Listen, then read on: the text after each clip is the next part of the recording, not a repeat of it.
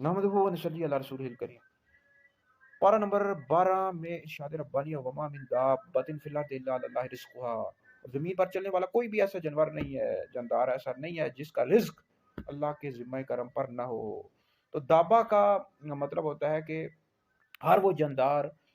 جو زمین پر رینگ کر چلتا ہے، تو اس سے مراد دابہ سے مراد انسان بھی، اس میں تمام انسان شامل ہیں، اسی طرح تمام جاندار جانور شامل ہیں، یعنی جانور شامل ہیں، حیوانات، پرندے، یہ سارے اس میں شامل ہیں۔ یعنی زمین پر چلنے والا کوئی بھی ایسا جانور نہیں ہے، انسان نہیں ہے،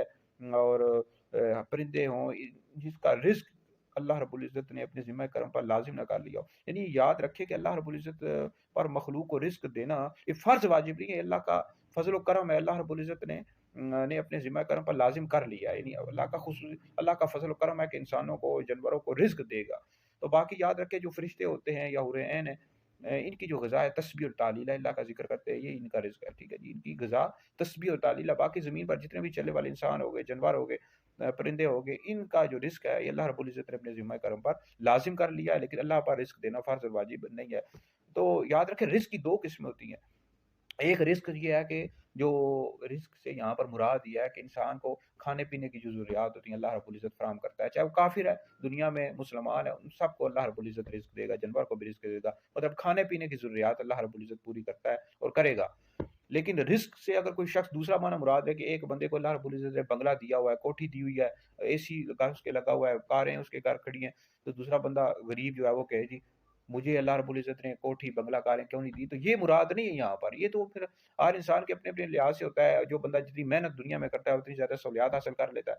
ٹھیک ہے۔ تو اس حوالے سے سارے انسان برابر نہیں ہے، آپ کسی کے پاس کروڑوں اربوں روپیہ ہے، اس کے پاس بنگلے ہیں، کوٹیاں، دوسرا بندہ غریب ہے تو یہاں پر رزق سے مراد یہ ہے کہ ہر انسان کو اللہ رب العزت کھانے پینے کی جو ضروریات ہیں اللہ رب العزت نے اپنے ذمہ کرم پر لازم کیا ہے کہ ان کو کھانے پینے کی ضروریات دے گا، ان کی ضروریات پوری کرے گا۔ جھونپڑی میں رہنے والا بندہ وہ بھی بھوکا نہیں سوتا،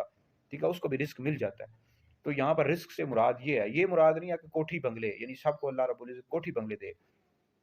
یہ مراد ہرگز بھی نہیں ہے۔ تو دابہ سے مراد چلنے والا، زمین پر چلنے والا ہر جانور ہے، ٹھیک ہے جی، انسان ہو گئے، جانور، حیوانات، سارے مراد ہے، کیڑے مکوڑے، تو سب کا رزق اللہ رب العزت نے ذمہ کرم پر لازم کر لیا ہے، فرض واجب نہیں ہے اللہ رب العزت پر۔ تو باقی یہ ہے کہ رزق اللہ رب العزت سب کو دے گا، انسانوں کو بھی، جانوروں کو بھی، کفار کو بھی۔ کفار بھوکے نہیں مرتے، حالانکہ اللہ کو نہیں مانتے، ہندو، سکھ، مجوسی، یہ اللہ رب العزت کو وحدہ لا شریک نہیں مانتے، بتوں کی پوجا کرتے، لیکن اللہ رب العزت دنیا میں سب کو رزق دے گا، لیکن آخرت کا عذاب جو ہے نا وہ بڑا سخت ہے۔ یہ جو ہندو، سکھ ہیں، مجوسی ہیں، عیسائی، یہودی اللہ کو نہیں مانتے، نبی کریم علیہ السلام کا کلمہ نہیں پڑھتے، تو آخرت کا عذاب بڑا سخت ہے، پھر قبر کا عذاب آخرت کے لیے ہمیشہ ہمیشہ کے لیے دوزخ میں رہیں گے۔ تو جس شخص نے نبی کریم علیہ السلام کا کلمہ پڑھا، مسلمان ہو کر دنیا سے گیا، وہ جنت میں جائے گا۔ بہرحال ویڈیو سنیں، دیگر لوگوں تک پہنچائے، آپ لوگوں کے لیے بہت بڑا صدقہ جاری ہے۔